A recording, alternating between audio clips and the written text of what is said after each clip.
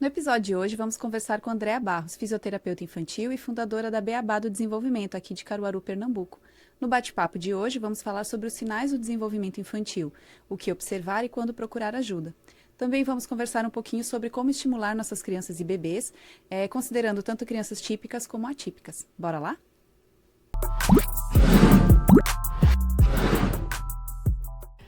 Olá, pessoal. Sou Marcela Bezerra. Sou uma mulher de pele clara, olhos verdes, cabelos médios, loiros. Tenho 1,70 m e estou vestindo uma blusa laranja. Sou a professora Rosemary Pichler, sou uma mulher também de pele clara, olhos verdes, tenho cabelo curto, loiro, e estou usando uma blusa manga curta com alguns desenhos geométricos em preto e laranja. E esse é o seu Inclusive, seu podcast sobre design e inclusão, desenvolvido pelo Laboratório de Design Inclusivo da Universidade Federal de Pernambuco, campus do Agreste. E no bate-papo de hoje vamos falar sobre desenvolvimento infantil, tanto da perspectiva da criança típica como atípica. E a nossa convidada de hoje é Andréa Maiara da Silva Barros, que é especialista em fisioterapia, em terapia intensiva e neonatal pediátrica. Isso. Especialista também em desenvolvimento infantil e intervenção precoce, com ênfase no modelo centrado na família. Idealizadora e proprietária do Centro de Desenvolvimento Infantil Beabá do Desenvolvimento. Então, muito bem-vinda, Andréa. Obrigada por estar aqui conosco e pode se apresentar, pessoal. Olá, eu sou a Andréia, fisioterapeuta, tenho cabelos castanhos, estou vestindo uma roupa azul com branco e hoje eu vim conversar um pouquinho com as meninas sobre desenvolvimento infantil, sobre intervenção precoce e sobre como a gente pode melhorar a inclusão. Ótimo, perfeito. Bom, novamente, muito obrigada, né, Andréa, por aceitar o nosso convite. A gente está muito feliz de ter você aqui hoje, conversando sobre esse assunto que a gente considera de extrema importância, né? Porque muitas coisas começam ali, bem no início, né? Nessa fase ainda do total desenvolvimento, né? Isso. Então, fala um pouquinho sobre desenvolvimento infantil, assim, o que faz parte desse desenvolvimento infantil? Na verdade, tudo começa, né? Nesses primeiros anos. A neurociência, nesses últimos anos, ela evoluiu, assim, a passos largos. Então, hoje a gente já consegue ter muito mais informações que não sentia há tempos atrás sobre a importância da infância para a construção do indivíduo mesmo, né? Hoje se fala muito sobre o poder dos primeiros 1000 dias, né? Que são considerados o intervalo de ouro. Ou seja, é o período mais importante de toda a sua vida, que é desde a gestação até os 2 anos de idade, né? E por que que ele é considerado tão importante? Porque em nenhum outro momento o cérebro tem tanto potencial de conexão e de aprendizado, né? Então, um bebê, uma criança ali até os 2 anos de idade, ele consegue fazer até 1000 sinapses por segundo. Meu Deus. Então, veja a capacidade de absorção, né? Até os 3 anos, esse cérebro chega a cerca de 85% do seu crescimento e desenvolvimento. Então, até os 3 anos de idade, eu tenho 85%, né? O restante ali, até o final da vida, é 15%. Então, veja como é importante, né? Tudo que a gente vai conseguir de habilidade que a gente precisa para a vida mesmo, né? Comunicação, desempenho social, afetivo, né? Cognitivo, motor, tudo isso tem uma base nesses primeiros anos. Eu gosto sempre de dizer que é como se a gente estivesse construindo uma casa, né? E qual é a parte mais importante de construir a casa? Obviamente que a gente olha muito para a decoração, para as paredes, né? Mas a parte mais importante, de fato, é a fundação. Se a casa ela não está ali bem feita, bem estruturada, ela pode estar muito linda, mas qualquer vento derruba, né? Então, esses primeiros anos, de fato, é essa fundação, né? Certo. Onde a gente consegue fazer toda essa estruturação para que a partir do crescimento e do desenvolvimento, né, eu vá alcançando um processo evolutivo de aprimorar essas habilidades, né? Mas a base, de fato, ela é construída nesses primeiros anos e por isso, de fato, é tão importante a gente falar sobre isso, né? Massa, massa. E a gente vendo essa importância que você fala, desde a fundação, desde dos primeiros meses da gestação da criança, a gente sabe que nas várias idades a gente pode ter vários estímulos diferentes ou várias coisas que podem desenvolver de melhor forma a criança ali. Então, durante essas fases do desenvolvimento infantil, que a gente tem aqueles vários períodos que cada um deles tem um marco específico de desenvolvimento e tem atividades específicas. Como é que você acha que esse desenvolvimento pode ser estimulado durante cada uma dessas fases? Como é que a gente pode... A gente pode dividir em 3 grupos, né? Nesse contexto da infância. E aí eu vou fazendo uma correlação também com as fases do brincar, né? Porque o brincar, ele é o contexto natural da criança. É a partir do brincar que ela aprende, né? Toda essa parte de conexões e de aprendizado, ela vem de uma forma muito natural a partir do brincar, né? Então, a gente tem nesse primeiro momento, que a gente chama do brincar exploratório, que é, de fato, o bebê que está naquela fase sensório-motora, né? E aí, quando a gente pensa no bebê, a gente precisa pensar que eu tenho um processo ali sequencial de desenvolvimento, né? Esse desenvolvimento acontece no sentido céfalo-caudal, ou seja, da cabeça para o pé, né? Então, ela segura o pescoço, ela consegue fazer força nos braços, ela ergue o tronco, depois ela consegue se manter sentada, depois ela vai para 4 apoios, depois ela fica ajoelhada e só depois ela fica de pé, né? Então, a gente pensa em todo esse processo de evolução motora. E uma fase, ela é dependente da outra. Então, dificilmente a criança que não segura a cabeça, ela vai aprender a sentar, né? A criança que não consegue fazer 4 apoios, ela não vai engatinhar, né?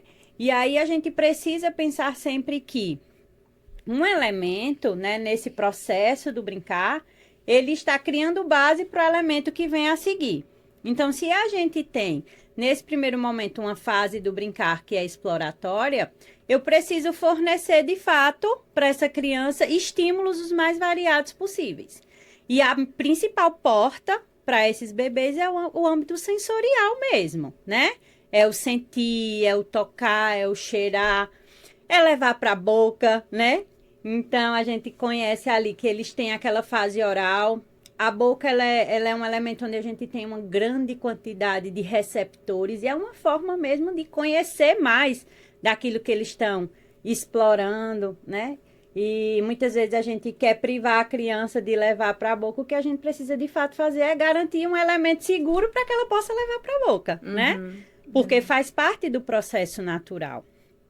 E aí, nesse primeiro momento, um estímulo-chave, né, que é essencial para garantir todas essas fases da melhor forma possível, é o tummy time, né, que é o tempo de barriguinha para baixo. É colocar o bebê para brincar de barriguinha para baixo. Esse é o principal estímulo nesse primeiro ano de vida. Ele vai garantir que o bebê consiga segurar a cabeça, fazer força nos braços, trabalhar o rolar, né? O pivoteio, que aí está fortalecendo a musculatura do tronco para quando ele vai ficar sentado, para que ele consiga depois passar para 4 apoios. Então, deixar o bebezinho brincar no chão e estimular o tummy time é o ponto-chave desse primeiro momento, que é a fase sensorial. Quando a gente passa para o marco seguinte, né? Então, a criança agora já está andando, ela já tem também um cognitivo, né? Onde ela já consegue ter uma melhor comunicação, ela já está um pouco mais independente. A gente já passa para uma fase do brincar que ela é chamada de pré-simbólica, né? Nessa fase, ela agora consegue atribuir função para esse objeto, né? Então, se eu dou, por exemplo, um carro para o bebezinho, ele vai levar para a boca, ele vai amassar, ele vai balançar. Mas se eu dou um carro para essa outra criança que já é um pouco maior, ela já pode deslizar com o carro no chão. Ela já começa a associar a função daquele elemento, daquele objeto, né?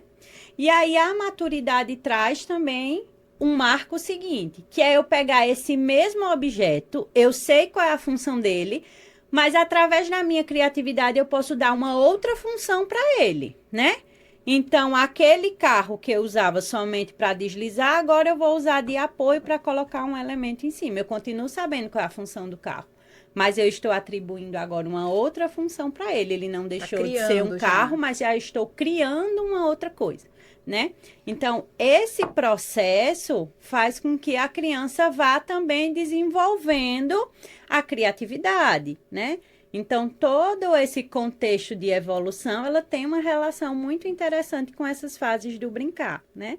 E é por isso que é importante que a gente entenda, né? Por que que a criança, naquele momento, ela não consegue ainda dar uma função para aquele objeto? Porque a maturidade dela não permite, porque ela ainda está numa fase onde, de fato, ela quer explorar, ela quer ver se ele faz som, ela quer descobrir qual é a textura que ele tem, né? Se é áspero, se é mais rígido, se é flexível. Em um outro momento mais à frente, ela já conhece tanto aquele elemento que ela vai dizer, certo, e agora o que é que ele faz, né? É a fase seguinte. Agora eu já sei o que é que ele faz. Então, o que é que ele pode ser a seguir, já que ele já é um carro, já que ele... Então, eu começo a trazer também para a criança um elemento com maior maturidade, né? Por exemplo, ela pegar uma banana, ela sabe que a banana é de comer, mas ela pode usar como um telefone, né? Alô! Então, ela continua construindo essa ideia de que eu sei a função daquele objeto, mas parece-me que ele pode ser uma outra coisa, né? A partir de um Então, contexto a partir de um diferente. contexto diferente, exatamente. E aí, onde a gente vai trazendo essa amplitude para esse processo de desenvolvimento, fazendo com que ele seja integral, né? Participando de todas aquelas habilidades, né? Então, para que ele brinque nesse contexto, ele precisa ter a habilidade motora, né? De pegar o objeto. E aí, isso também vai sendo refinado, né? A partir do tempo. Então, o bebê, ele tem uma pega que envolve a mão toda. Quando ele vai chegando ali mais próximo de 1 ano, ele começa a ter uma pinça, né? Então, ele já consegue unir os dedinhos, o refinamento dessa atividade manual. O bebezinho que engatinha, por exemplo, quando ele faz, né? Tá fazendo ali descarga de peso nas mãos.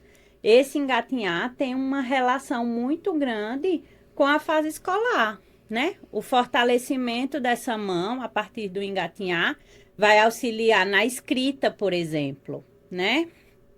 O engatinhar, quando ele tá ali, olha para o chão, alguém chama, ou ele vê um objeto, ele levanta a cabeça. Então, é um movimento similar ao que a gente faz na escola. Escreve no caderno e olha para o quadro, né? É o primeiro momento, inclusive, onde a gente consegue estimular os 2 hemisférios cerebrais ao mesmo tempo, né? A partir desse deslocamento, onde eu estou usando os 2 lados do corpo. É onde a gente começa a trabalhar a autonomia. Porque até então, onde a gente coloca o bebê, ele fica, né? E ele brinca naquele entorno. Mas a partir do engatinhar, ele já diz, já não quero mais ficar aqui, né? Eu já estou vendo uma coisa interessante ali na frente. E eu já posso ir lá. Eu não dependo mais de ninguém para me levar, né? É uma fase perigosa.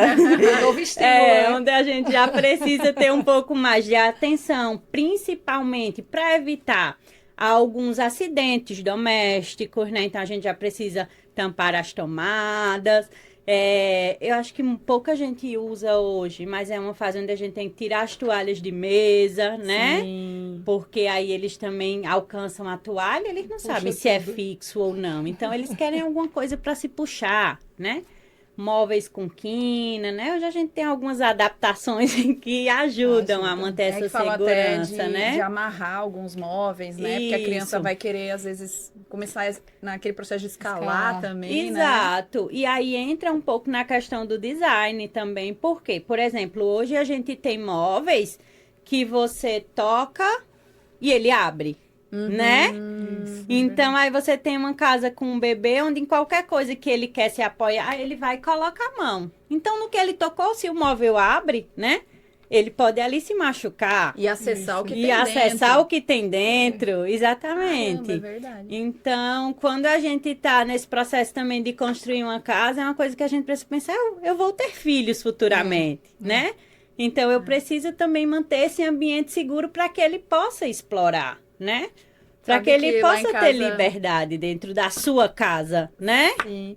Lá em casa a gente botou um móvel e aí a gente montou ele assim que era pra ajudar, porque com a Iris a gente comprou muito mais coisas assim, né? Utensílios e tal. E a gente comprou um móvelzinho, instalamos lá e a gente esqueceu de botar os puxadores. Esqueceu. Aí a gente usando assim, aí daqui a pouco, quando a Iris ficou um pouquinho maior, que ela começou a conseguir acessar, né? A gente disse, nossa, que bom que a gente não botou o puxador. É. Porque é um móvel que a gente pode colocar algumas coisas que ela ainda não consegue Ela não abrir. consegue ainda pegar, Ela né, ainda pra não abrir. consegue pegar para abrir, então a gente consegue ainda usar aquele móvel para algumas coisas. Então, realmente é Mas uma coisa são que eu não- detalhes que acabam impactando, né?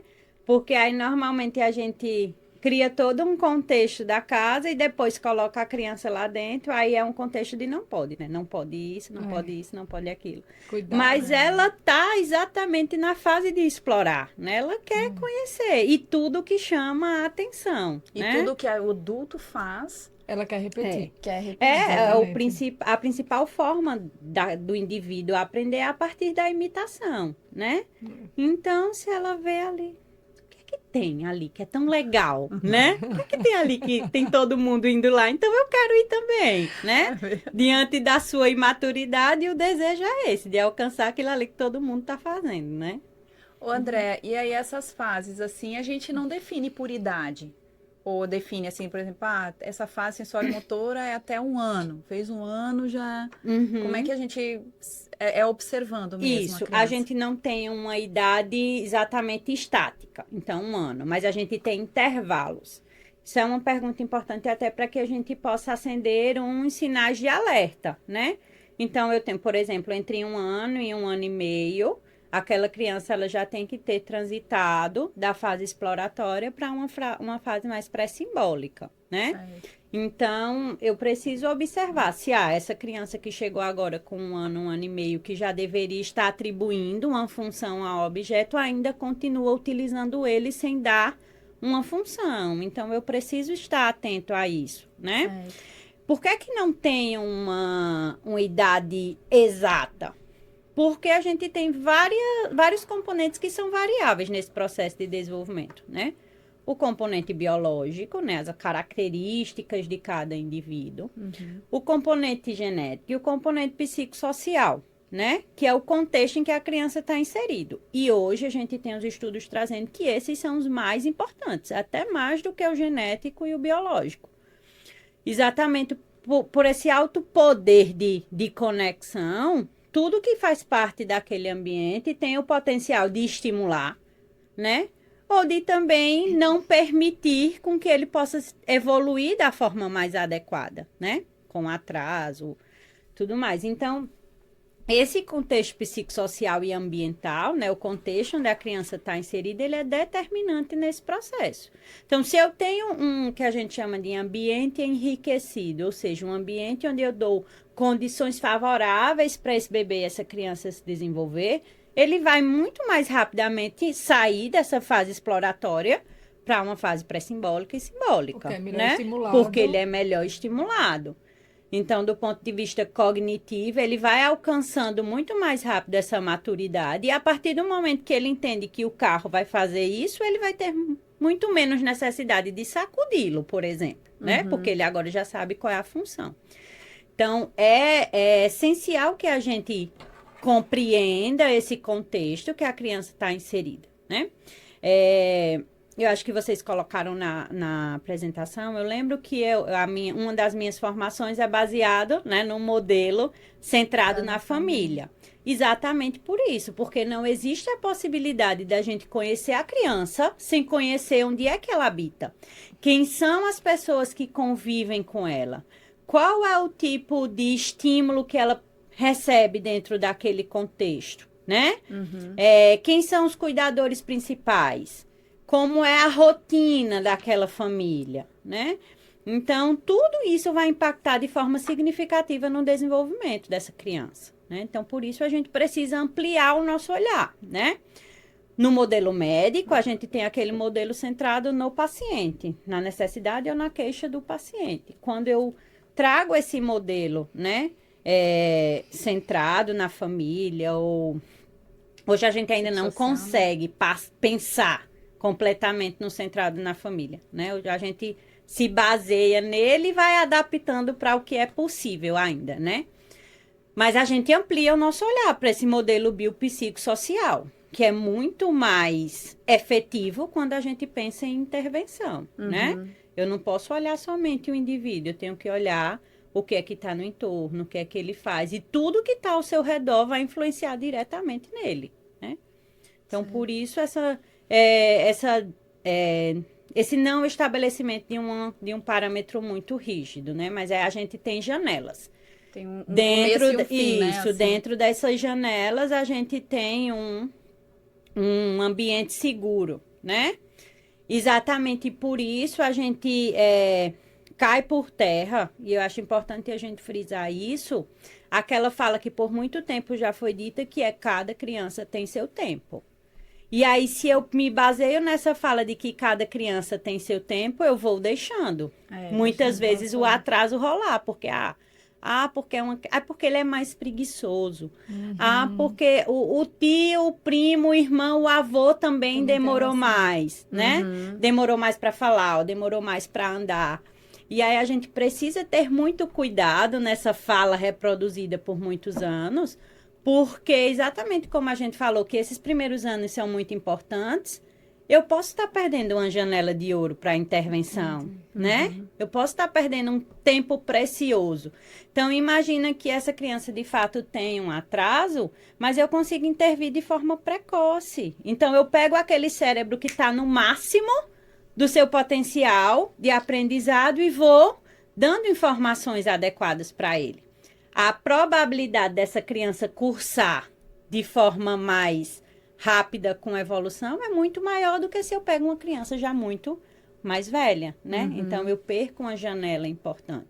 Então, por isso, a gente precisa sempre ter noção de que esses marcos, eles precisam ser respeitados, né? Eles existem para dizer, ó, por exemplo, um bebê, ele precisa até os 3 meses estar segurando a cabeça, né? Então, se eu tenho um bebê que chega ali 3 meses, caminhando para o 4º mês, e ele não segura a cabeça, é aquele bebê muito molinho, é um sinal de alerta, né? É um sinal de alerta para eu investigar. Existe algum componente biológico que está dificultando isso? Ou, de fato, é a falta de estímulo, né? Ele não é um bebê que é colocado de barriguinha para baixo, não é um bebê que é incentivado a segurar a cabeça. A depender do que é, a minha abordagem vai ser diferente. Porque também não é só botar o bebê exatamente. deitado lá, você tem que estimular para ele tem que fazer estimular. a movimentação. A gente precisa enxergar o bebê como um indivíduo que é ávido por interação. Igual a gente, né? A gente quer essa troca e é assim que a gente aprende. Então, não faz sentido eu simplesmente deixar ele lá e ele, né? E aí depois, mas ele não gosta não de ficar assim, né? Ele chora, mas aí como é que isso está sendo feito? Porque essa posição, essa postura de barriguinha para baixo, ela é fisiológica, ela é natural, ela não é uma postura que deve causar incômodo. Se o bebê ele fica muito irritado nessa postura, se ele chora, se ele não tem uma boa adaptação, a gente precisa investigar o que é que está acontecendo, né? Também é um sinal importante de alerta para dizer assim, será que esse bebê não tem alguma tensão? Será que esse bebê não tem uma condição que esteja ali causando uma dificuldade de permanecer nessa postura? Um desconforto maior, Um desconforto, exatamente. Então, a gente precisa investigar isso, certo? E aí, não se apegar nessa fala de que cada bebê... Cada bebê. Não existe criança preguiçosa, né? E todos são ávidos por explorar. Então, se ela não faz, com certeza é porque ela tem alguma dificuldade de fazer. A gente precisa investigar qual é a dificuldade. Mas não existe bebê e criança preguiçosa. Então, esses sinais de atraso que a gente começa a observar, a gente tem que entender um pouco dessas fases. Isso, das fases. Né? A gente precisa... E perceber que o nosso bebê, a nossa criança, não está atingindo dentro daquele período considerado normal, típico, né? Isso. Que a criança não está atingindo aquilo ali. Exatamente. E aí, no momento em que eu observo que tem algum atraso, né, já tentar corrigir. Da mesma forma como a gente se preocupa, por exemplo, de decorar o quarto, né? Fazer um enxoval, né? Tudo que a gente se prepara todo, né? Para a chegada daquele bebê. Então, adquirir conhecimento também faz parte desse processo de preparação, né? Eu digo que tudo que a gente vai fazer, a gente se prepara antes. você está se preparando para uma vida profissional. Você vai fazer uma faculdade, né? Você vai fazer uma prova na faculdade, você estuda para fazer ela. E a principal missão que a gente tem na vida é criar um filho. Então, a gente precisa estar preparado para isso também, né? E por isso que é importante que a gente também entenda o que é que ele vai aprender nesse momento, né? Para que eu possa fornecer os estímulos que são adequados para ele e também reconhecer se, ó, tá chegando aquele momento, mas eu tô percebendo que não tá fluindo, né? Meu bebê não segura a cabeça. Está acontecendo, né? Será que tem alguma outra coisa que eu posso fazer para ajudar ou de fato eu preciso de uma ajuda profissional? Então, tudo isso precisa que a gente esteja preparado mesmo, informado, né? Para reconhecer esses sinais.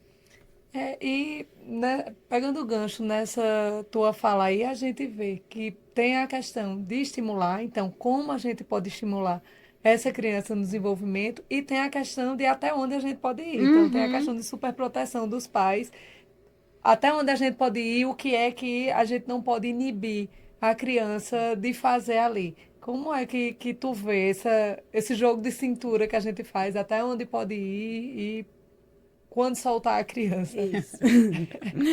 Ó, eu gosto muito de dizer que o bebê, quando ele tem um ambiente adequado, né, e a criança, ela naturalmente vai cursar, né, de uma fase para outra, desde que você forneça os recursos necessários, né?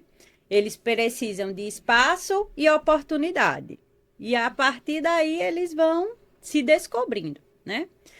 A gente falou que o primeiro principal estímulo seria colocar de barriguinha para baixo. Mas aí, pegando o gancho dessa sua pergunta, eu acho importante a gente falar sobre hiperestimulação também, né? Então, por exemplo, eu coloco meu bebê de barriga para baixo, mas eu escolhi um tapetinho extremamente colorido, com muito contraste de cor, com muita informação. E aí eu coloco um monte de brinquedo junto dele. Então, perceba que eu dificulto esse processo de interação. Ele está ali bombardeado de tanta informação sensorial que ele acaba não tendo espaço para exploração motora, para desenvolver essas outras habilidades. Então, o ambiente, ele de fato, ele precisa ser um ambiente muito mais limpo e mais claro, né? Então, dar preferência a tapetinhos de atividade que sejam em cores mais claras, em cores mais neutras, que não tragam em si tanta informação, para que quando eu coloque algum elemento ali ou algum objeto, né, que eu quero estimular a criança, então o que vai se sobressair vai ser o objeto, né, que eu quero que a criança alcance. Ela não fica perdida ali diante de tanta informação. E outra coisa importante é que a gente diferencie o brincar do brinquedo, né? A criança não obrigatoriamente ela precisa do brinquedo, né? Nesse primeiro momento especificamente, o seu próprio brinquedo é o seu corpo, né? Porque ela tá ali descobrindo as suas mãozinhas, ela descobre o pé, ela leva a mão à boca. Toda essa sua movimentação já exige dela Já é um estímulo, uma interação de dizer assim, poxa, que legal, o que é isso? E se move, é minha mão, né? Então, ela tá ali brincando, mas não necessariamente ela precisa de um brinquedo. E à medida que o bebê e a criança vai crescendo, a gente precisa continuar com esse mesmo princípio, né? Eu quero que a criança brinque, mas não necessariamente eu preciso a todo momento fornecer uma grande quantidade de brinquedos. Quanto mais brinquedo a criança tem, menos tempo de interação ela fica, né? Então, a gente pode até ter uma boa quantidade de brinquedos, mas o que eu oriento sempre é que a gente vá fazendo um rodízio. Então, eu vou selecionar ali 3 brinquedos que a minha criança vai brincar ao longo dessa semana. Os demais eu vou guardar. E aí, na próxima semana, eu vou pegar aqueles 3 que ela brincou, vou guardar e vou trazer mais 3 diferentes, né? Então, eu vou fazendo com que a criança, ela vá aumentando o seu tempo de permanência na atividade, né? Porque ela tem um elemento só para ela interagir. Então, ela vai usar aquele recurso de todas as formas que ela puder. Ela vai explorar aquele recurso até as últimas possibilidades, né? E isso é um elemento muito importante quando a gente pensa na criança lá na frente, em concentração, né? Ai, meu filho vai se preparar para a fase do vestibular e ele precisa estar sentado para estudar, mas ele não consegue ter atenção, ele não ficava nem 2 minutos, né?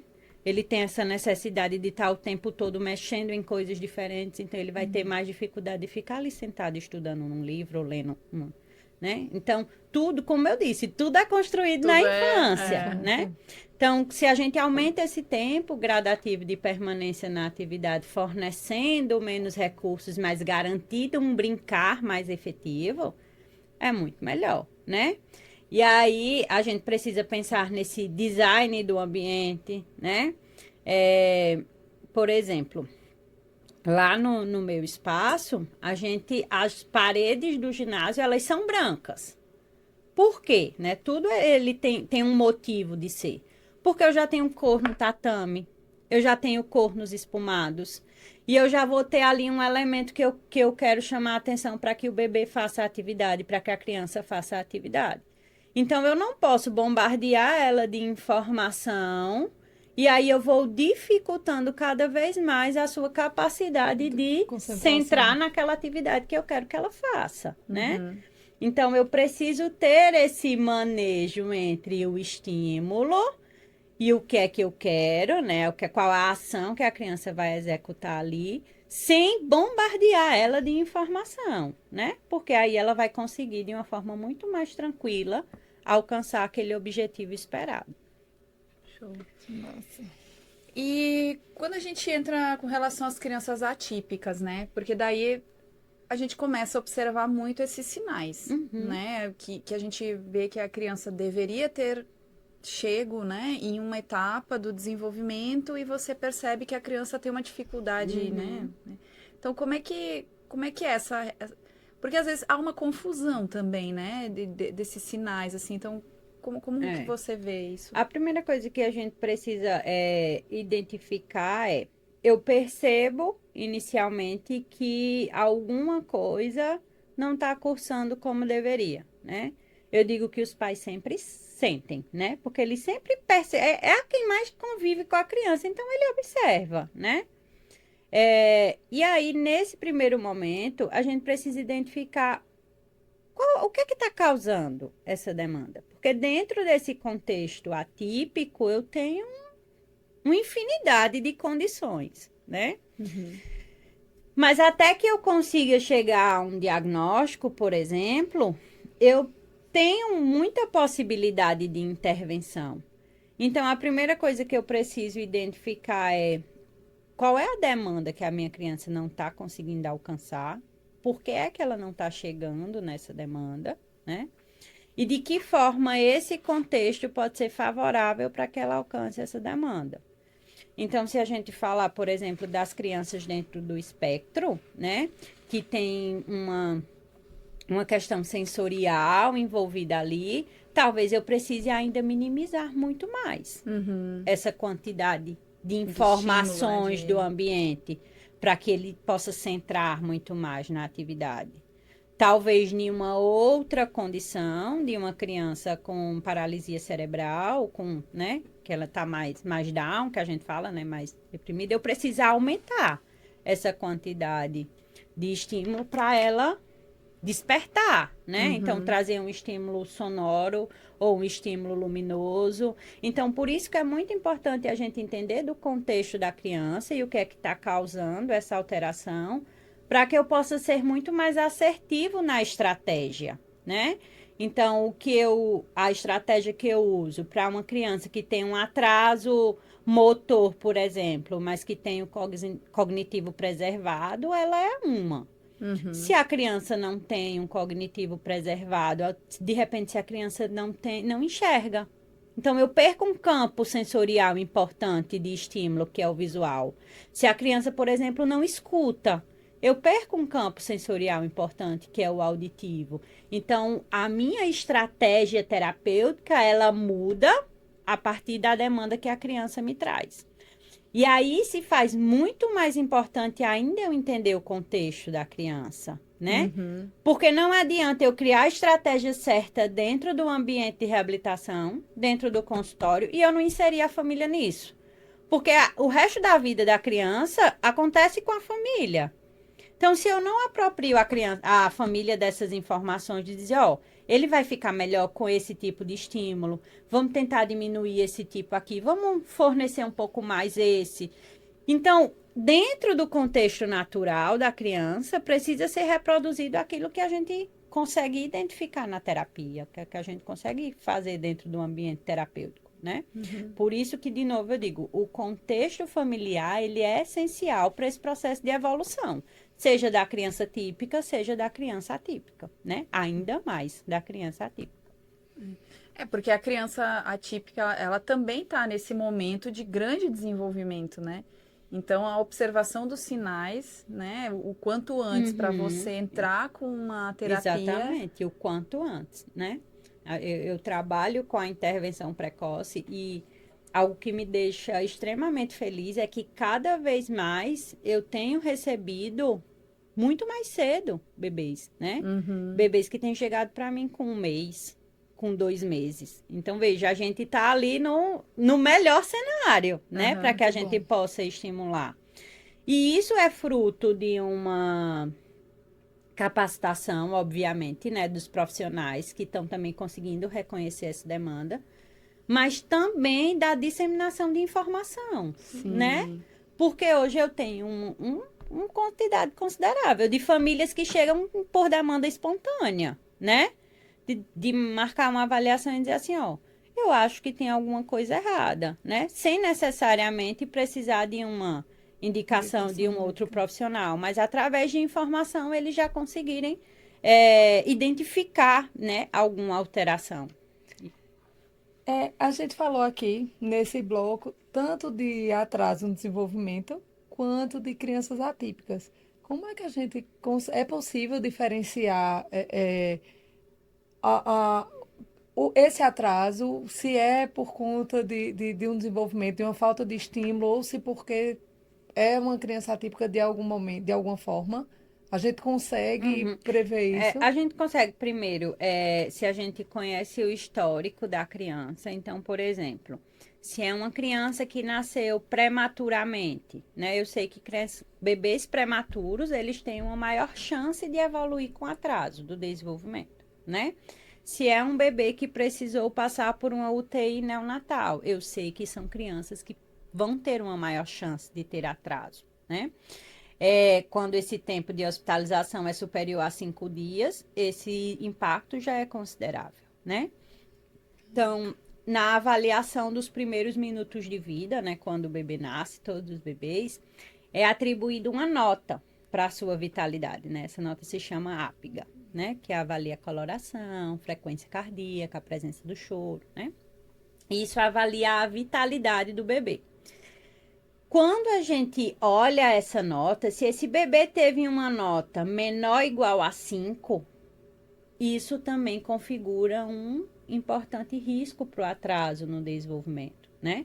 É esperado que os bebês tenham uma nota ali próximo de 10, né? Em geral, 8, 9, 10. Isso quer dizer que ele nasceu com uma boa vitalidade, né? E aí, essa nota ela é avaliada no 1º minuto, no 5º minuto, alguns bebês no 10º minuto. Então, quando a gente pensa em suporte de vida, né, ali naquela atuação mais rápida, esse 1º minuto é bem importante, né, chamado Gold Minute, o minuto de ouro, para que a gente consiga intervenções adequadas para garantir essa oxigenação cerebral.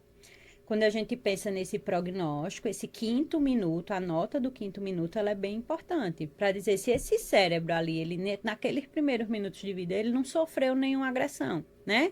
Quando a gente às vezes escuta dizer assim, o bebê, ele sofreu na barriga da mãe, faltou oxigênio no cérebro, né? Em uma linguagem bem comum, a gente escuta em algum momento. Então, como é que a gente sabe isso?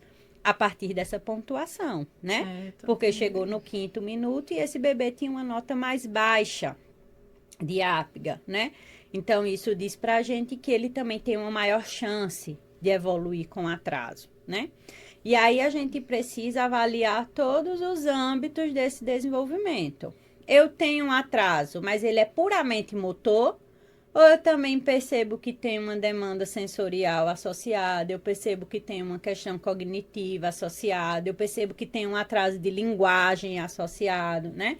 Então, a partir desses elementos, eu vou conseguindo, né, pensar de uma forma mais completa sobre esse atraso, né? Se seria uma condição pontual, de uma falta de estímulo, ou de precisar de mais estímulo para uma condição específica, ou se de fato seria uma condição mais ampla, né? Quanto mais elementos envolvidos nesse processo de atraso, obviamente, maior chance de ter uma condição, né, de maior necessidade lá na frente. É porque às vezes a gente recebe muito vídeo, né, no Instagram, assim, observe os sinais, né, e tal. E aí, às vezes, eu tô olhando, né, e eu penso assim, meu Deus, a Iris faz a maior parte dessas coisas, né? Eu acho que tem momentos também que a criança pode ter um comportamento, né? Claro. Então, acho que às vezes a gente se alarma muito com alguns vídeos que às vezes não explicam tão bem como que realmente a gente identifica, né? Se é um sinal realmente que indica, Isso, né, uma criança. Eu acho que a gente precisa primeiro pensar sempre no componente cerebral, né? A maturidade da criança, né? A maturidade ela vem sendo construída à medida que ela vai crescendo, né? Então, muito do comportamento que ela apresenta é fruto de uma imaturidade, né? Então, eu gosto muito de falar para os pais sobre a expectativa que a gente tem, né? Às vezes o bebê se ela é muito desenrolada, não, mas continua sendo um bebê naquela mesma faixa etária.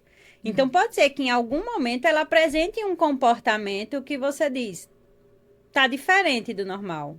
Mas para aquela idade é esperado isso, diante da maturidade cerebral que ela apresenta, né? Então, a gente precisa ter muito cuidado nisso, né? De rótulos mesmo, né? De querer sempre colocar dentro de alguma caixa sem entender essa questão da maturidade. Especialmente quando a gente fala na questão comportamental, né?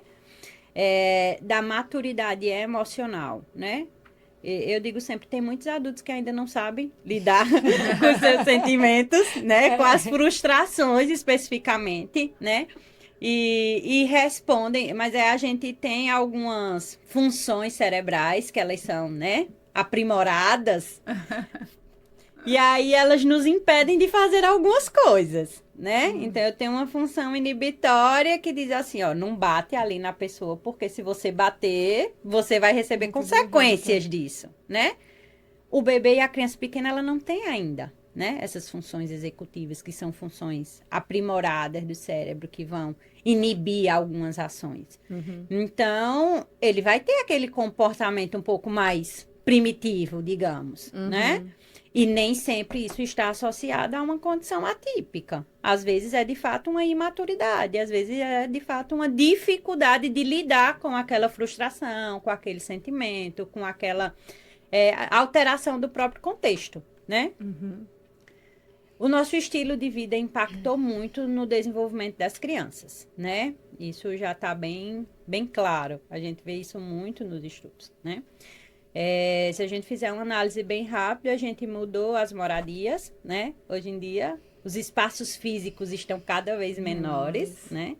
A gente pensar nos nossos pais, avós, partindo dos nossos avós, que uma boa parte morou zona rural, sítio, né? Avós, bisavós, áreas abertas, e isso foi reduzindo quando foi chegando para a cidade. Mas uma grande parte ainda moravam em casas, que permitiam uma certa exploração, né? Hoje a nossa realidade ela é muito grande em relação a apartamentos com espaço físico cada vez menor, né? E aí eu já tenho ali, imagina que, mas as crianças antigamente não tinham esse tipo de comportamento, elas passavam o dia correndo no meio da rua, gastavam energia. Um terreiro de sítio enorme para gastar energia, para subir em árvore. E hoje eu tenho aquela mesma demanda energética em um espaço físico que é isso. Diz, mas esse menino não para. Claro, ele tem energia, ele quer gastar e ele não tem para onde, né? Porque os espaços estão menores. E aí, consequentemente, as nossas agendas também estão mais atribuladas, né? E aí impacta em um outro elemento importante, que é a interação, que é a troca, né? Então, eu não tenho mais aquela pessoa que tem, né? Em geral, o pai e a mãe, que tem aquele tempo tão grande de ficar ali, de sentar com a criança, de conversar, de fazer aquela brincadeira. Às vezes a gente tem tanta demanda e até consegue fazer isso, mas não tanto quanto gostaria, né? E aí, aquela criança, ela precisa extravasar toda aquela sua energia e tudo aquilo que ele está aprendendo de outras formas. Então, isso também repercute no comportamento. E nem sempre está correlacionado com uma condição atípica, né?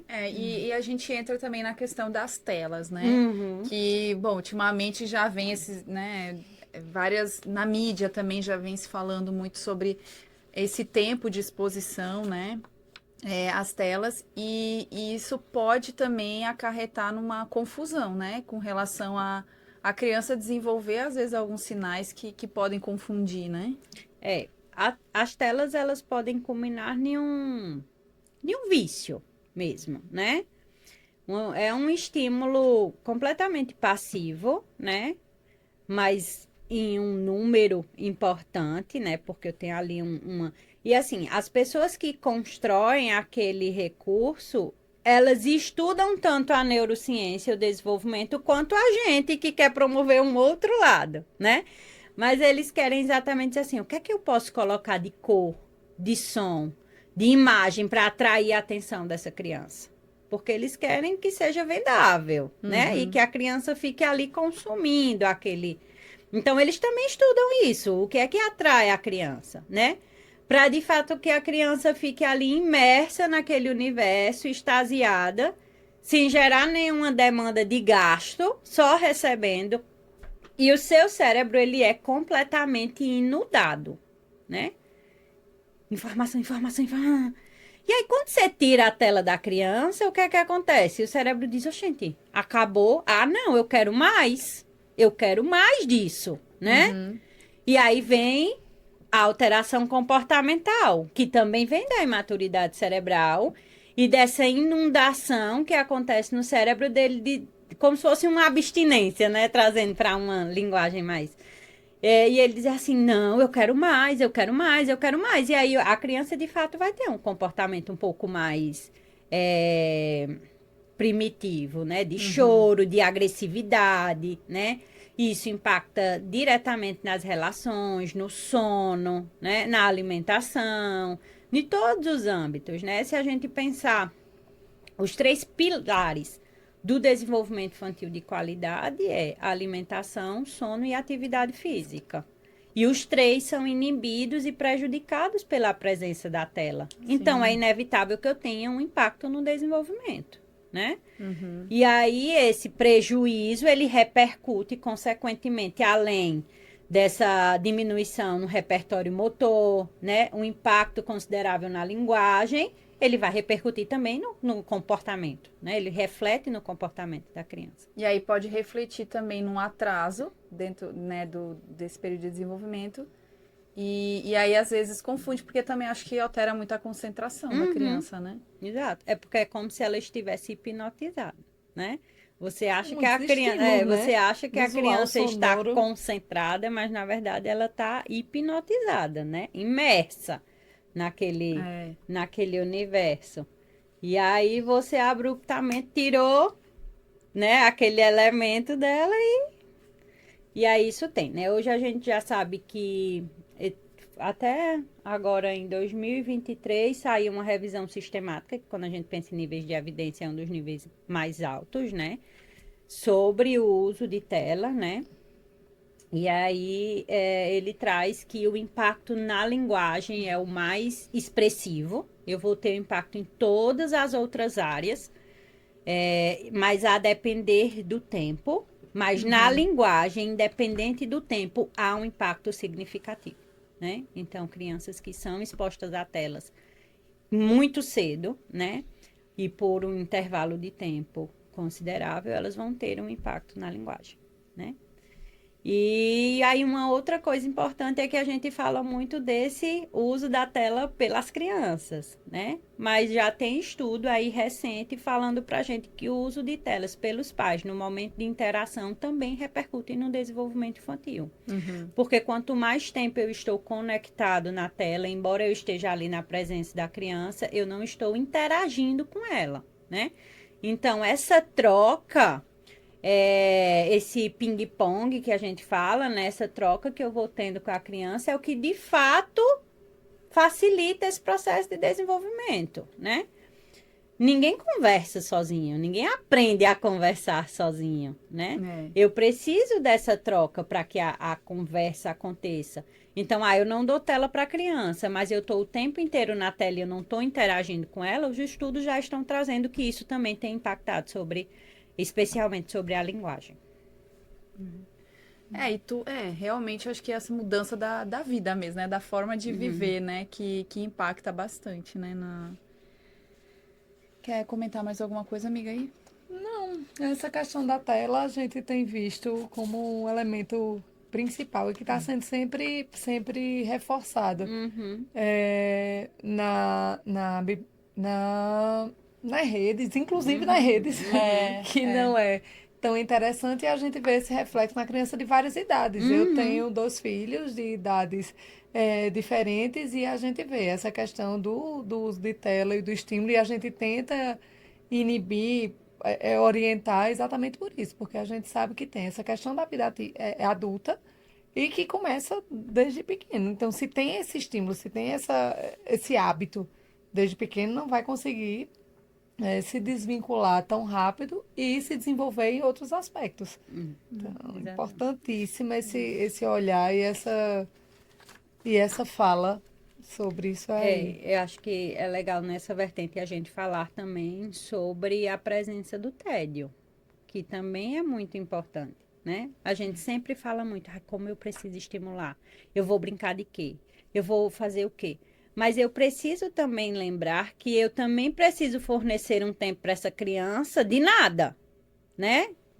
Não, agora eu não vou fornecer nenhum brinquedo, para que ela também comece a trabalhar essa questão do tédio, né? Porque nem sempre eu vou ter algo ali para fazer, né?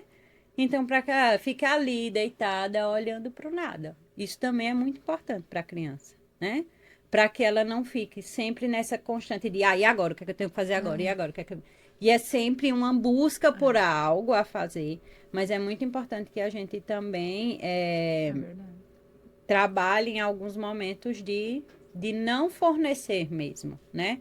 Um recurso, ou não direcionar a atividade, Deixar né? a criança... Deixa a criança ali dar... E aí, naturalmente, ela vai Estimular encontrar a um caminho criatividade, para né? entender. Com Estimular a certeza. criatividade, ver Autonomia, só tem um palito, criatividade. beleza. O que é que aquele palito vai fazer por mim? E aí começa a desenvolver a partir daquilo ali também. Exatamente, Porque a gente tem muito essa preocupação de sempre fornecer alguma coisa, né? Para manter a criança ocupada, mas eu preciso pensar que eu também preciso fornecer um tempo onde eu vou dizer, não, agora eu vou esperar para ver o que é que vai dar, né? Às vezes eu levo a Iris para dar um passeio, né? Brincar e tal. E eu normalmente não levo brinquedo, porque lá ela normalmente vai se interessar por outras coisas e aquele brinquedo quem vai carregar no fim das contas sou eu, né? Então eu sempre não levo nada. Aí eu chego lá, aí as crianças estão com um monte de brinquedo. Aí eu já penso, meu Deus, lá vem o caos, né? Porque daí uma criança nunca quer brincar com o dela, sempre quer brincar com o do outro. E aí fica aquela coisa. Aí eu fico pensando assim, poxa, se ninguém trouxesse brinquedo, elas iam brincar juntas. Com o ambiente, não ia precisar. Aí aquela pedrinha que ela encontrou ia ter uma função, aí elas iam parar mais tempo para sentir aquele pé na areia. O simbólico, né? O exato. E fazer essa conexão da natureza mesmo, né? De conectar, de brincar com elementos naturais, que é outra coisa que a gente também tinha muito antes, né? E que acabou se perdendo exatamente por conta dessa grande comercialização, né? Por isso que eu gosto de falar sempre que brincar é diferente do brinquedo, né? A criança pode brincar com qualquer coisa, não obrigatoriamente ela precisa de um brinquedo para isso. E por muito tempo a gente usou os recursos naturais como um elemento de brincar, né? Um galho de árvore, pedra, areia, utensílios de casa, né? Potinho de Pode, margarina. exato. Então, A colher de casa, separa uma. e a gente conseguia, né, explorar e aumentar o nosso repertório sem nessa. E principalmente porque hoje a gente tem muitos brinquedos que brincam sozinho, Sim. né?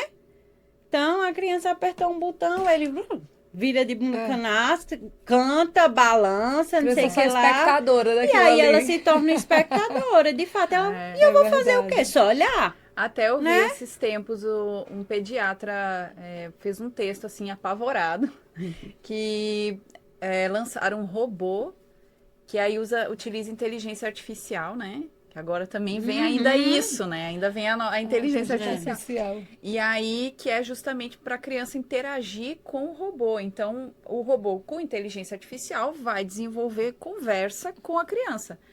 Aí o pediatra falou: Meu Deus, é o que as famílias precisavam para, né, anular de vez a interação. Porque daí você vai botar o robô para fazer o papel, né, de interagir, de conversar, né, e tal. Então, Alexa. Exato. A Tem dessa- muito bebê, muita criança que já faz essa troca com a Alexa, né? Que já entende. Deus Alexa, do céu. toca não sei o que lá, Alexa, né? Já tem muito isso. E é preocupante quando a gente pensa, né? Quando a gente estuda o desenvolvimento e essa importância da interação mesmo, de criar vínculos, né? Do contexto social. Hoje a gente tem um número de crianças ocupando o mesmo espaço, mas todas brincando sozinhas, né? Cada uma brincando com seu elemento, mas com muito menos interação, com muito menos troca, né?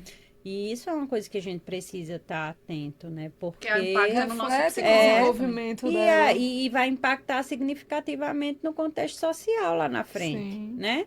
Então, eu quero que você, né? Hoje a gente procura, por exemplo, se for procurar uma pessoa para o mercado de trabalho, eu quero uma pessoa que seja proativa, que seja criativa, que saiba se comunicar, E quando ela desenvolve isso? Na infância. Né? Então, se eu não promovo isso na infância, como é que magicamente ele vai se tornar um adulto assim, né? Fora a interação entre Gene- pares, né? Exatamente. Que não vai existir na vida adulta, na E vida aí eu profissional. preciso pensar nisso desde a infância. Tem um estudioso americano que tem uma fala, que todas as minhas aulas eu falo, porque eu acho fantástico, né? Que ele diz que se a gente muda o começo da história, a gente muda a história toda. E de fato é isso, né? Se a gente gera esse impacto, seja positivo ou negativo no começo da história, né? No começo da vida, tudo que vem a seguir depende do que foi criado. Ou seja, depende daquela base, depende daquele alicerce, né?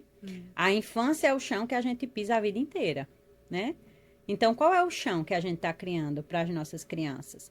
Que tipo de adulto eu quero? Eu vou me preocupar somente quando ele chegar na adolescência? Sim. Né? Eu preciso pensar nisso desde a infância, né? Ai, meu Deus, eu tô ficando... E aí, Ai, será que eu... e aí a ideia não é preocupar, mas é de fato que a gente se atente para coisas muito simples que a gente acabou perdendo, né? Sim. E que é Eu acabei de importante pra pensar gente. nisso. Importantes, E aí, entendeu? será que passou? Será que eu perdi alguma coisa? Que a São gente dois vai, extremos. são detalhes que a gente vai deixando passar e que pode, né? É aqueles 10 minutos que eu vou dizer, agora eu sou só do meu filho, né? Sem celular, né? É só eu e ele. São 10 minutos, mas é 10 minutos de olho no olho, 10 minutos de Intensidade. conversas, 10 minutos de verdade ali fazendo uma troca com ele, né? Eu tenho um projeto, né? Uma proposta lá da Beabá, que é a Academia do Bebê, né? Sim, até uma questão da... Aqui, É a até nesse próxima. bloco, ó, já é aqui. E aí, muitos pais, né? A gente precisa ficar, né? O pai fica, o pai participa. E uma das coisas que eu pensei na proposta dessa construção é exatamente um tempo para isso também, né? Para o pai e para a mãe estar ali. Nem sempre eles vão participar da atividade, mas é o elemento de segurança da criança, né? Uma criança segura, ela consegue explorar muito mais o ambiente, né? Então, se eu tenho um cuidador ali, que eu sei que é uma pessoa que eu confio, uma pessoa que é o meu ponto de apoio, eu posso ir, correr, pular, subir, pegar, descer, e eu sei que tem alguém ali para me amparar, né? Então, como eu disse, nada da construção das minhas atividades é aleatório. Tudo tem uma base na neurociência. Então, quando eu penso, especialmente em bebês e crianças pequenas, por que não é simplesmente, deixa a criança lá para fazer a atividade e depois eu passo para buscar? Porque a sua presença vai impactar na qualidade daquela atividade. Porque ela se sentindo mais segura, ela tem muito mais liberdade para explorar, né? Pode ser que no primeiro momento ela fique ali muito mais próximo de você. Por quê? Porque ela precisa se ambientar, né? É o ambiente É um novo, ambiente novo, é uma proposta de atividade que ela não está familiarizada, né? E aí é por isso que a gente vai gradativamente dizendo, e para a criança também, para ela dizer, agora eu não preciso mais do meu elemento de apoio, porque eu já estou em um ambiente que eu estou familiarizada. E aí eu vou sozinha. Mas a princípio ela precisa disso, né? Ela precisa desse apoio para que o seu cérebro ele saia do modo fuga, do modo alerta e entre no modo eu estou seguro, então eu vou explorar. Se eu tiro o elemento de apoio da criança, o cérebro automaticamente acende uma luz vermelha. Então, se eu tenho uma luz vermelha piscando aqui no cérebro, consequentemente ela tem muito menos predisposição a explorar o ambiente. Por quê? Porque o cérebro dela está em constante necessidade de fugir. Eu quero meu pai, eu quero a minha mãe, eu quero alguém que eu conheça, né? Então, inclusive, no desenvolvimento do nome, que é Beabá, né? Às vezes as pessoas perguntam, é escola? Eu não. Mas é porque a gente precisa também fazer esse processo de educação sobre o desenvolvimento, né? E é, de fato, estudar ali o beabá, o entender do desenvolvimento, para que a gente possa ser mais assertivo, né? Com as nossas crianças, com as outras crianças. E essa presença dos pais que você falou, eu acho importante também. Eu, enquanto mãe, se eu estivesse presente num momento desse, a gente leva para casa também esse ensinamento. Aprende, né? A gente aprende lá e recoloca isso na rotina da gente. Então, redireciona alguma coisa. Opa, não estava tão ok o que eu estava fazendo ali. Então, eu acredito que a gente leva isso para a rotina e para o desenvolvimento em casa também. Infelizmente, eu sei que a nossa rotina, a nossa vida muitas vezes dificulta isso, né? Porque a gente precisa trabalhar, a gente tem uma dinâmica que eu sei que muitas vezes a gente gostaria de estar lá, né? Vocês são mães também, sabem que a gente gostaria de estar lá, de participar e nem sempre isso é possível por conta da nossa vida e que a gente precisa também trabalhar, né? Sim. Mas é só explicando por que a importância desse elemento, né? Por que a gente simplesmente diz, traz, deixa aqui, né? Então, tem outras atividades onde as crianças podem ficar sem os pais, mas dentro desse serviço especificamente, tá ali, integrado nos princípios, faz parte, exatamente, essa presença dos pais por essa questão de cerebral mesmo, né? E aí, entrando assim na fisioterapia mesmo, né? Qual que, assim, e pensando nas crianças atípicas, qual que é a função, assim, o que lá na Beabá você recebe também crianças atípicas, e aí tem alguma diferença de atividade? Como que é realizado esse atendimento, essa terapia, né? Isso. A gente tem algumas atividades que acontecem no âmbito coletivo, né? E aí, essas crianças atípicas, elas podem ser inseridas, mas mas aquela atividade, ela tem uma proposta geral, né? O principal norteador dessas atividades são as habilidades que as crianças precisam alcançar com aquela faixa etária, né? Então, o que é que uma criança de 1 ano precisa estar fazendo? Então, as atividades vão estimular isso, né? O que é que uma criança de 1 ano e meio precisa estar fazendo? Então, a gente não consegue, nesse sentido, trabalhar as especificidades. Então, a gente trabalha em um contexto geral para estímulo daquele grupo. Né? Porque ali você trabalha a criança atípica e atípica. Isso, e elas vão estar juntas, né? Inseridas naquela atividade. Mas quando eu tenho uma demanda específica, aí a criança vai para um atendimento individualizado, para uma intervenção individualizada, né? Para fisioterapia comigo, ou seja, para terapia ocupacional com a terapeuta ocupacional, né? Então, nessa atividade, nessa intervenção específica, a gente vai trabalhar toda aquela condição da criança para que ela possa desempenhar aquela ação dentro do coletivo, né? Então, a principal função da fisioterapia é promover a base para que a criança possa executar a ação, né? Então, o que é que está faltando para ela alcançar? Então, é fraqueza muscular, é redução da amplitude do movimento. Então, na fisioterapia, eu vou trabalhar esses elementos, porque o meu objetivo principal é inserir a criança no contexto social, né?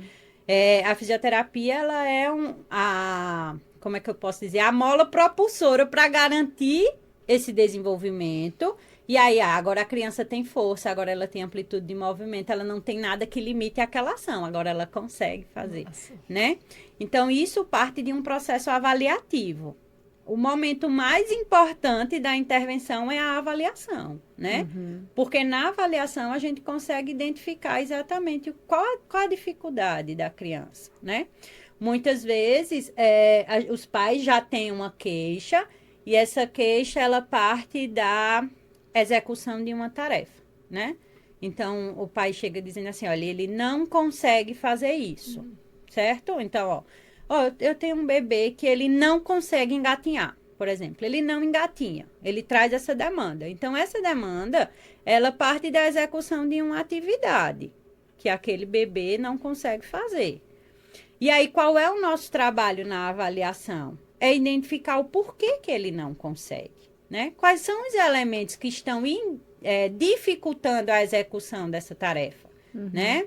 Se é a falta de força, se é alguma restrição de mobilidade, se é a presença de alguma tensão, né? Então, a partir dessa avaliação, eu consigo identificar esses elementos que dificultam a tarefa e eles são os meus objetivos terapêuticos, né? Eu quero no final que ele engatinhe, mas antes dele engatinhar, ele vai precisar fazer isso, fazer isso, fazer isso. Juntando esses elementos, exatamente, ele vai ter condições de engatinhar, né? Então, antes de pensar na execução da tarefa, eu vou pensar como é que está essa estrutura. Certo? A fundação. Exato, a fundação. Como é que está essa estrutura? Como é que está o músculo? Né? E aí eu preciso ver também a questão neurológica, a integridade neurológica, né? Se é uma questão muscular, se tem também o envolvimento de um componente neurológico ali associado. Então, eu vou pensar sempre assim, como é que está essa estrutura, né? Será que ela tem condições suficientes de executar essa ação? Eu vou trabalhar esses componentes e aí depois eu vou trazer para a atividade propriamente dita.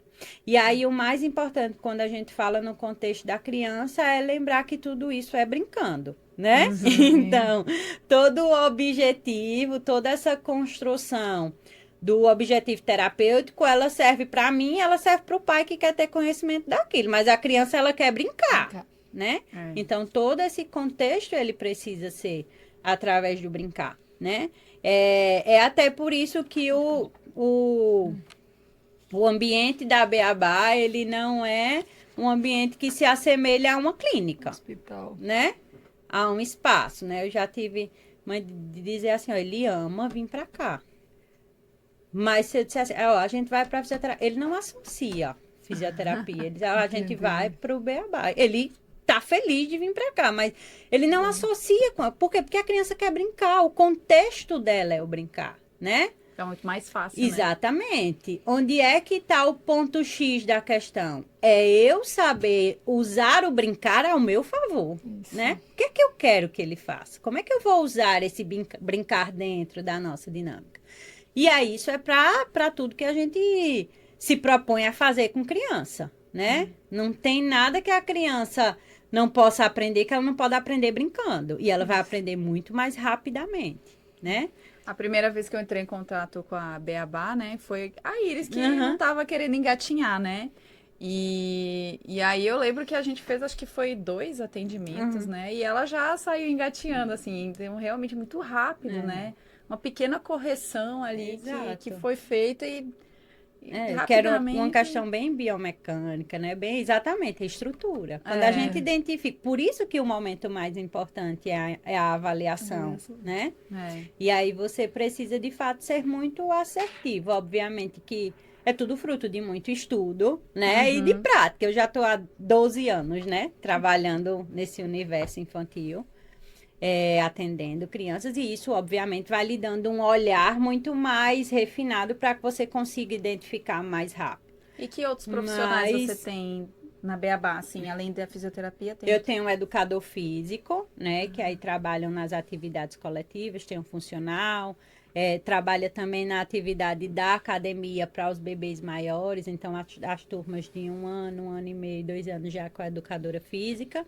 As turmas dos bebês menores ficam com a fisioterapeuta, né, que é comigo, embora as atividades sejam coletivas. Nesse primeiro ano, os marcos eles são muito mais, né, minuciosos. E aí eu faço questão de estar presente, né, enquanto fisioterapeuta, porque a gente consegue identificar também, né, aquela criança que, ó, os pais às vezes vêm para aquela atividade coletiva, mas ela tem uma necessidade de uma intervenção individualizada, algo que a gente precisa melhorar ali, né, e aí exatamente fazer esse reconhecimento precoce, né, Uhum. e trabalhar aquelas fases de uma forma muito mais específica, né. E aí eu tenho um terapeuta ocupacional também, tenho nutricionista, tenho pediatra também que atende, né? Todos os dias ela tá lá atendendo.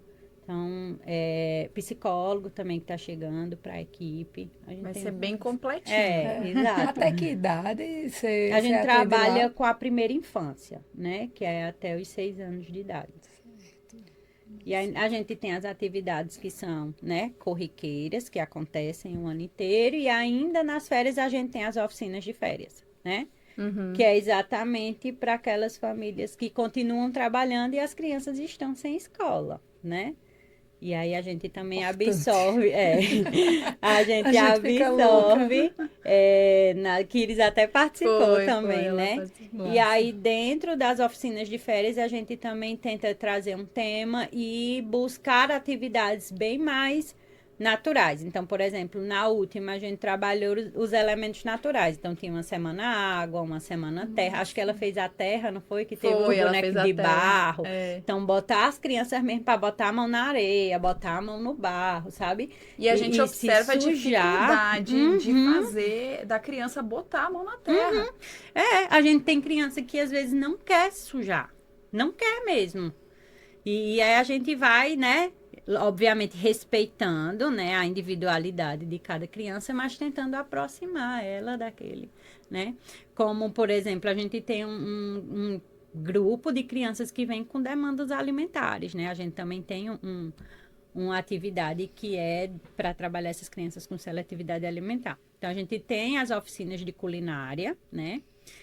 E também tem o núcleo de terapia alimentar, que é coordenado pela nossa terapeuta ocupacional, que também é terapeuta alimentar, né? Para identificar essas demandas, né, de seletividade e nortear, né, para os profissionais que vão conduzir. E aí, dentro da culinária, a gente trabalha a partir de 1 ano e meio, já a turminha da culinária, né? Então, são receitinhas bem simples, mas todas saudáveis. E é muito legal, porque eles preparam, então eles botam a mão mesmo na comida. Tem deles que a gente diz, pronto, a gente tem que fazer 2 medidas da receita, que eles vão fazendo e provando, no fim não sobra nem o que assar. E aí no final senta todos eles lá na mesinha e vão comer aquilo que eles fizeram, né? Então, além da gente estimular essa alimentação saudável, a gente está trabalhando também esses elementos sensoriais, né? De colocar a mão, de se sujar mesmo, de sentir o cheiro dos alimentos, né? O tempo do Exatamente. E a sequência, né? Vai fazer isso, depois fazer aquilo, trabalhar a concentração, porque eles vão ter que ficar um tempo. A gente utiliza receitas curtas, né? Principalmente porque são crianças menores. Sim. Então, são receitas simples, curtinhas, mas é um ambiente extremamente rico para o desenvolvimento, porque a gente consegue trabalhar várias habilidades dentro daquela construção, né? É muito legal. Bom, agora. Vai. Perguntar agora, a gente falou desse desenvolvimento infantil, dessa importância de perceber o desenvolvimento infantil e que etapas são de ouro, que você falou aí. Foram vários momentos que você falou dessa característica aí. Como se trabalha em cada fase do desenvolvimento, mas a gente é designer. Aí, sempre que você estava pensando nisso, como é que a gente pode melhorar isso? Como é que a gente pode facilitar isso? Então, a gente trabalha com ideia, com projetar objetos, projetar brinquedos, desenvolver realmente processos aí que consigam conversar com o usuário, quem vai mexer naquilo ali. Então, como é que você pensa que a gente pode melhorar esse projetar? O que é que a gente pode pensar ao projetar para crianças? Qual que melhorias você acha que nessa sua experiência aí? Podia melhorar isso aqui, podia... Pronto, esse projeto da Beabá é um projeto bem antigo, né? Assim, um sonho que ele foi sendo construído. E a gente demorou um pouco mais, porque exatamente a gente esbarrava no ambiente, né? Que conversa muito com a condição de vocês, que é o design. Exatamente porque eu disse o impacto que a nossa vida teve para o desenvolvimento das crianças, né? E porque, para a criança, um elemento que é extremamente importante para garantir o desenvolvimento é o elemento motivação. Então, quando ela se sente motivada, muitas vezes você precisa nem direcionar. Naturalmente, ela vai lá e faz, né? Ela está envolvida naquilo ali. Então, a primeira grande coisa que a gente precisa pensar eu preciso pensar como a criança. O que é que vai me atrair nesse ambiente, né? Se eu disser para você, o ambiente da Beabá que eles mais amam é a parte da areia. Eles amam a areia, eles amam a parte da grama, né? A gente tem, na parte exterior, a gente trouxe 3 pisos diferentes, né? Então, a gente tem um piso de areia, uma área de grama e um piso de concreto, exatamente para a gente promover esses estímulos sensoriais diferentes, né? Quando a gente pensa, o que é que eu posso projetar, como você pensa, então eu preciso entender assim, o que é que eu posso trazer de informação que seja em um contexto natural da criança e que ela se sinta motivada a estar ali, né? Então, muitas vezes, quando elas vão no primeiro, na segunda ida, dificilmente elas vão seguir a atividade. Dificilmente. Por quê? Porque elas têm tanta coisa que elas querem explorar, né? Que elas estão ali primeiro aproveitando do espaço, aproveitando do ambiente, né? Então, hoje, quando a gente pensa, se a gente vê hoje construções cada vez mais sofisticadas, né? Elaboradas do ponto de vista de design mesmo, visivelmente lindas, mas o quanto aquilo é convidativo para a criança, né? O quanto de fato ela se sente à vontade naquele espaço, né? Quando os pais às vezes levam as crianças bem arrumadinhas, eu digo, traga com a roupa, sabe a roupa que é de casa? Aqui pode sujar, aqui... porque é para eles brincar, e o brincar envolve isso, né? Então, a gente precisa garantir esse acesso, né? Que seja fácil, convidativo e principalmente que seja seguro, né? Porque se a gente sabe que ali está um ambiente onde eles não vão ter prejuízos, não vão se machucar, a gente também fica muito mais tranquilo, né? Então, tanto a nossa parte superior, onde a gente tem o ginásio, todos os recursos do ginásio, eles são espumados, né? Eles são feitos de espuma em uma densidade que dá uma configuração que eles podem subir, descer, né? Tem escada, tem negócio de passar por baixo, enfim. E o tipo do tatame que a gente usa também, ele é numa espessura para absorção de impacto.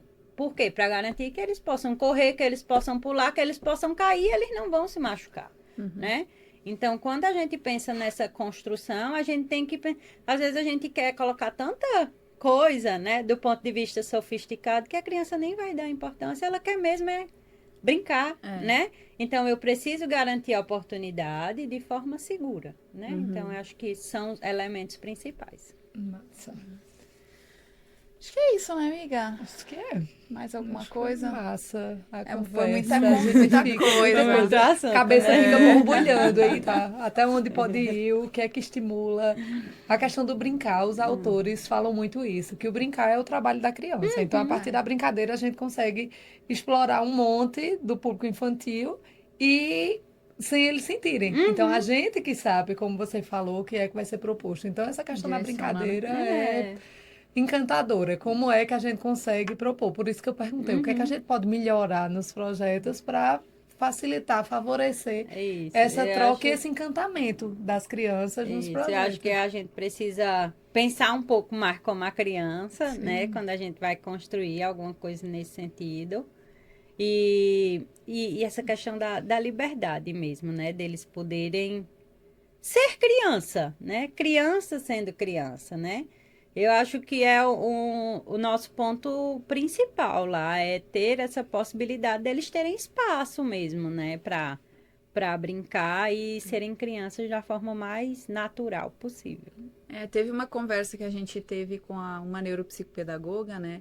E ela comentou isso, assim, que às vezes os produtos também, eles são tão intuitivos, tão prontos, né? Que acaba dificultando também o desenvolvimento da criança, porque a criança já não precisa, às vezes, fazer o nada. brinquedo que brinca sozinho. O Sim. brinquedo que brinca sozinho, né? Então, às vezes também, e isso dentro da nossa área, né? A gente acaba focando muito em fazer o mais fácil para o usuário, né? Mais Tem que ser o mais intuitivo. intuitivo, entregar pronto, né?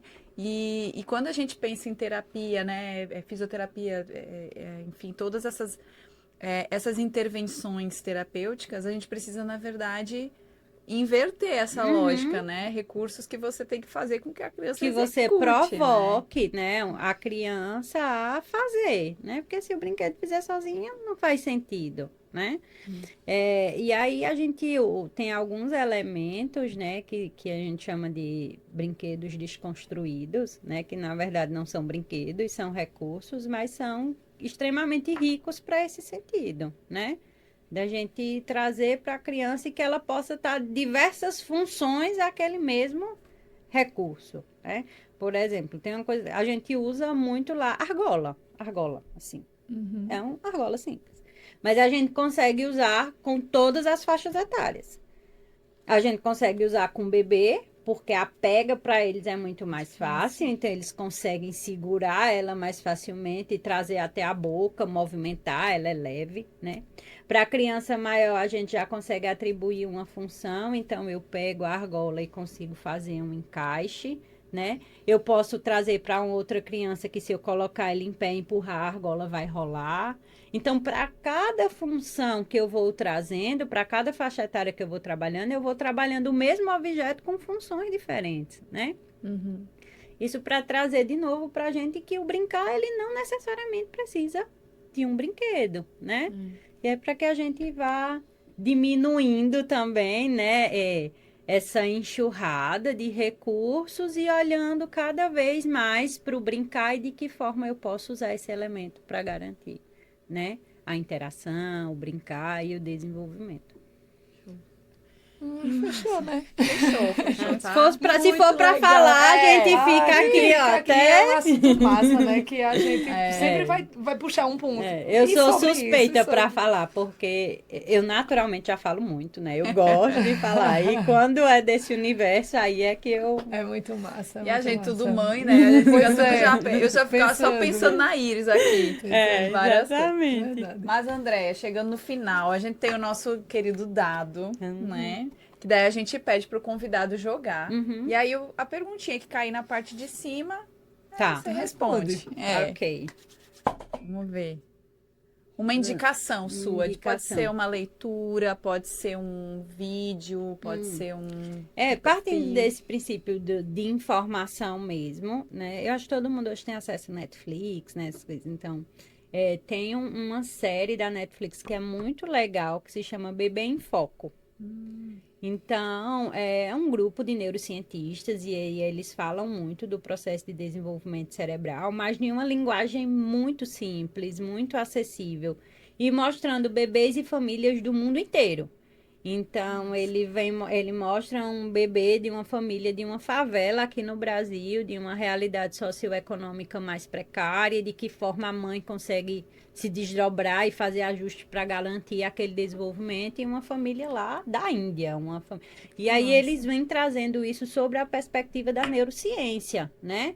Mostrando essa importância dos primeiros anos. Então, eu acho uma série bem legal para quem está gestante, para quem tem bebês aí, né? Porque você rapidinho vai vendo ali e traz vários ganchos nesse sentido, né? De você entender as fases, né? De você entender a importância desses primeiros anos, mas em uma linguagem bem simples, bem acessível. Massa, ótima Massa, dica. ótimo, quero ver. É isso, né? A gente tá chegando ao final, eu perdi aqui nas fichas. Mas, Andréa, acho que você pode deixar os seus contatos, né?